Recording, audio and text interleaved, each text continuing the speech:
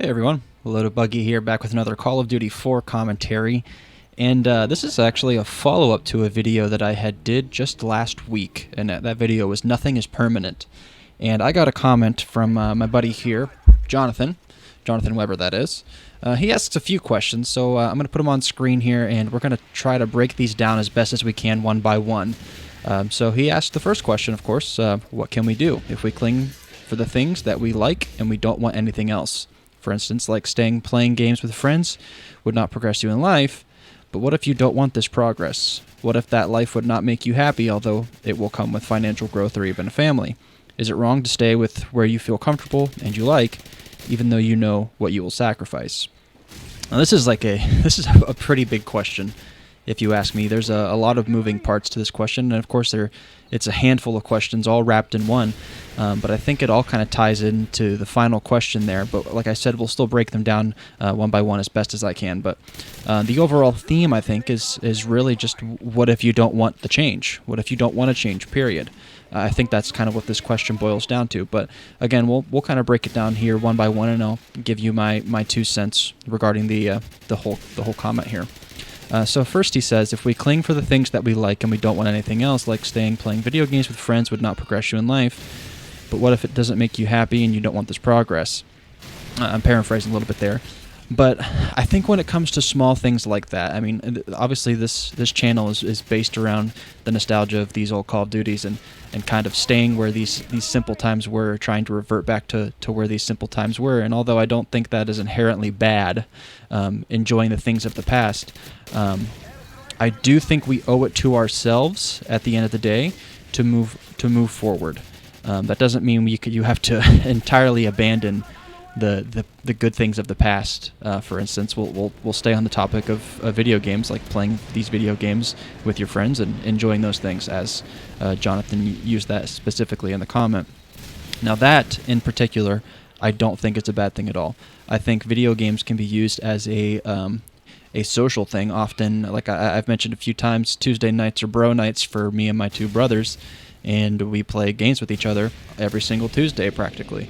And yes, the video games are present, and sometimes we play the same old games like Golf with Your Friends or Rocket League. It's the same old. These games have been around for quite some time now, almost 10 years for some of these games, and we keep replaying them, but it's not for us, at least for us, it's not so much about the games, it's about the social aspect of it. We spend a lot of time playing these games together, but there will also be nights where we don't play anything together. For instance, one of my brothers will play Starfield, the other brother will play something entirely different, and I might be on one of these old Call of Duties, or I might be on Skyrim or Fallout, or something entirely unrelated.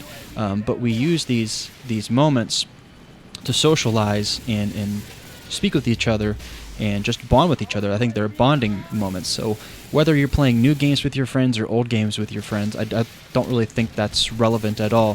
What you should be looking at is, what are you really getting out of it? Are you enjoying your time with these people? Are you just doing this because it's a ritual? Are you doing it because it's routine? Or are you really trying to spend time and bond with those friends and get something out of it that's going to benefit you in the long run? So I don't necessarily think that in particular causes any harm, but we'll move past that, because that's really just like the minor part, the smallest issue at hand here regarding all of your questions.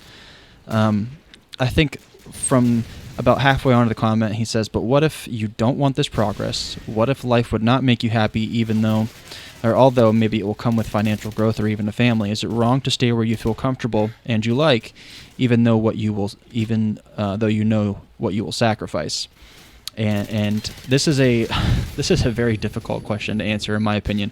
I don't think it's just a yes or no answer, because I often use my experience as a Christian, as a person of faith, and so I'll kind of use that as an example here as I'm talking about it. But in the Bible, Jesus and God calls us to move when He moves, and but at the same time, He also calls us sometimes to stay still and just listen. So I think you have to kind of be in this state where you're open, where your ears are open, your eyes are open. not all change is good change, and I think it's important to yourself to be conscious of that when things are happening and things are moving. You have to evaluate them as they come, piece by piece, event by event, to determine, is this a good thing for me or is this a bad thing for me? Just because it has a potential good result like finances or something like that doesn't mean it's a good decision. I don't think that the result of money is necessarily the best possible outcome for something. Just because you could have a kid or start a family with someone does not mean it is the right person to do that with. Maybe that's not a healthy relationship, or for instance, the money thing. Maybe it's not a good job for you. Maybe it's causing too much stress in your life. There's things you have to evaluate as circumstances come. So it's really hard for me to say, no, it is bad, or no, it's not a good thing for you, or yes, it is a good thing for you to stay put. But I think it's something that as life evolves, you have to be constantly evaluating what those things are. We'll tackle finally the last question. We'll kind of hone in on it a bit here. It says, is it wrong to stay where you feel comfortable and you like, even though you know what you will sacrifice?